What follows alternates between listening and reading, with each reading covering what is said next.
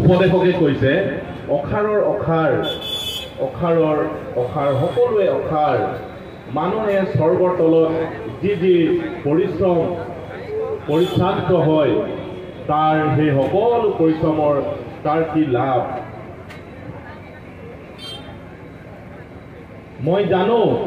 মানুহ জীয়াই থকা কাললৈকে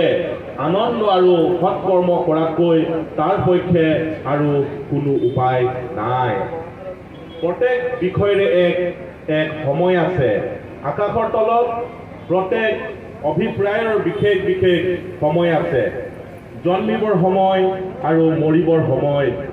কবৰ সময় আৰু ৰুৱা উঠালিবৰ সময় বধ কৰিবৰ সময় আৰু সুস্থ কৰিবৰ সময় ভাবিবৰ সময় আৰু সাজিবৰ সময় সুগন্ধি তেলতকৈ সুনাম উত্তম আৰু জন্মৰ দিনতকৈ মৰণৰ দিন ভাল